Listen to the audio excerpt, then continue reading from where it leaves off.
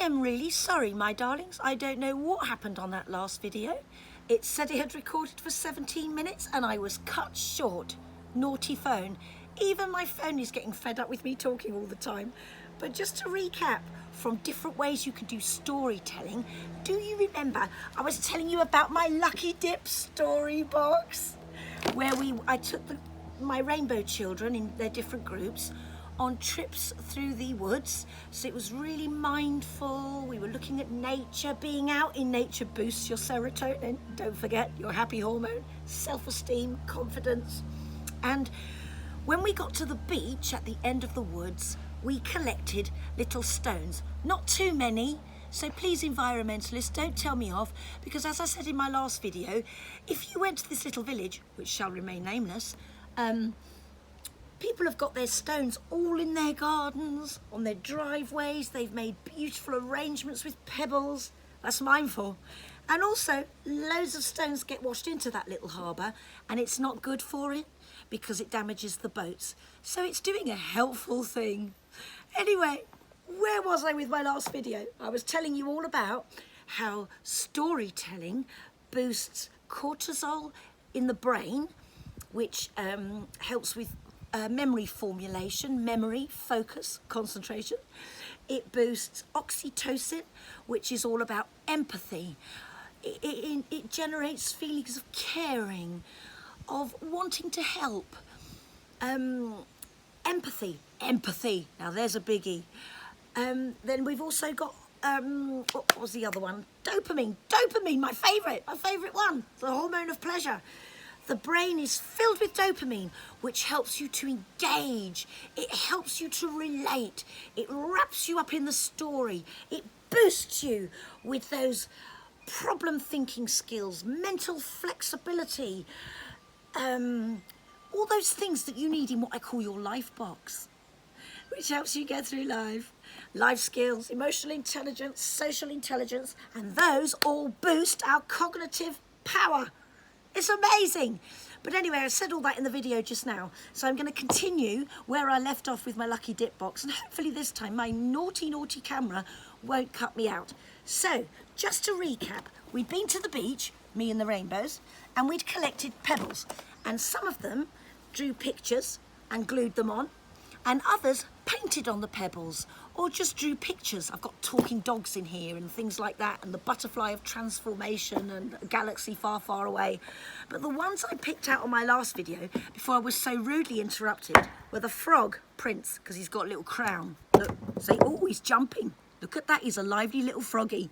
Well, he would be coming from my Lucky Dip box. A beanstalk, a treasure chest, a magic wand, and a mermaid.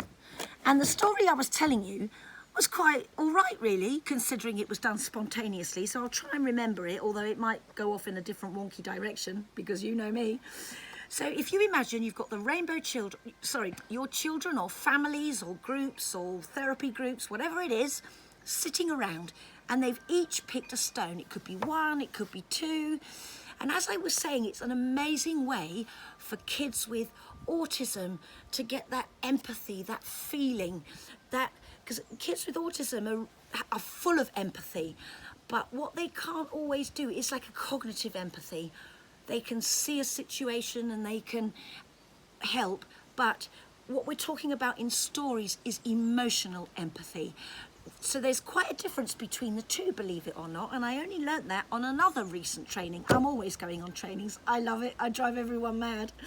So, and for dyslexic kids as well, as I was saying on the last video, it gets them out of that barrier of words and the written word and that pressure, and it helps them engage with the words, to feel the words, to flow with the story.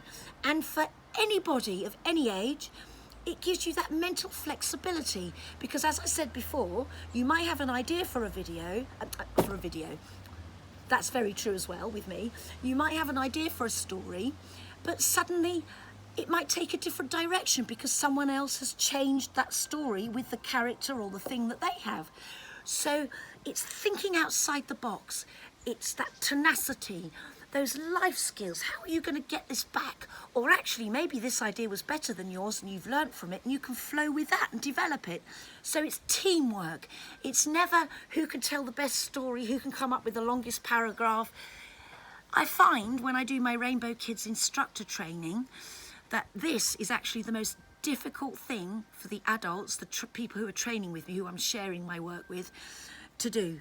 Isn't that interesting? I've even had some break down. Mind you, that might be because they've had to put up with me for 2 whole days and I don't stop talking. But actually it's because either they've never had a story read to them, or there are so many barriers, because as adults we always feel that need that we've almost got to impress, and it's getting adults out of that, being childlike again. Not childish, childlike. Open to wonder. Never lose that, my darlings. Never lose that. I've been through loads in my life, and you know I've never lost that. In fact, I think it saved me. So back to my story. So I picked these pebbles, and adults, as I say, tend to really want to say loads, but with kids it's very simple. So my story is very simple, and this is where we got cut off.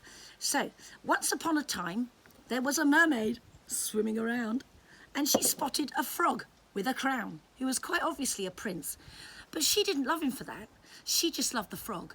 So she really wanted to get to him, but because he liked jumping on lily pads and going around the palace gardens, and she had fins, not legs, she didn't know what to do. So she spotted a magic beanstalk growing straight out of that pond.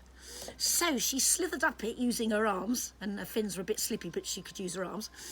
And when she got to the top, she found a treasure chest, and it was miraculously open. And in the treasure chest, she found a magic wand. So she tapped the little frog prince right on his little shiny bonce with the crown, and he turned into a merman, a merprince, and they swam away happily together. The end.